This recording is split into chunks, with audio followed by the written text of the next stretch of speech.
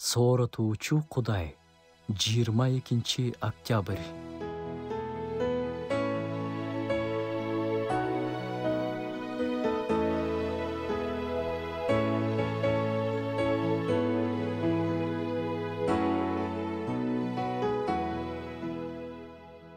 Бир чындыкты түшүнүү абдан маанилүү.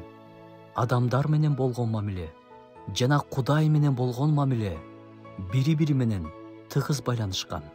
Эфестиктерге жазылган катта 4-бөлүм 29-аятта мындай деп жазылган: Оозуңардан эч кандай жаман сөз чыкпасын. Тескерисинче, уккандарга пайдалуу боло турган, ишенимди бекемдей турган жакшы сөздөрдү сүйлөгүлө.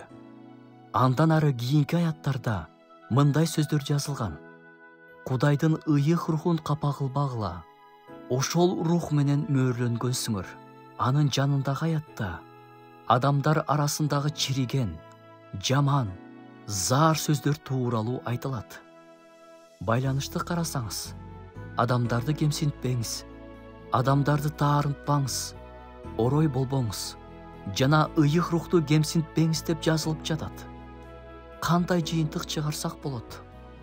Ар бир адам кимдир бирөөнү кемсинткенде, таарынтканда, кимдир бирөө менен талашып тартышканда же чатакташканда биринчи кезекте ыйык рухту капа кылган болот. Абдан ойлоно тургандай экен.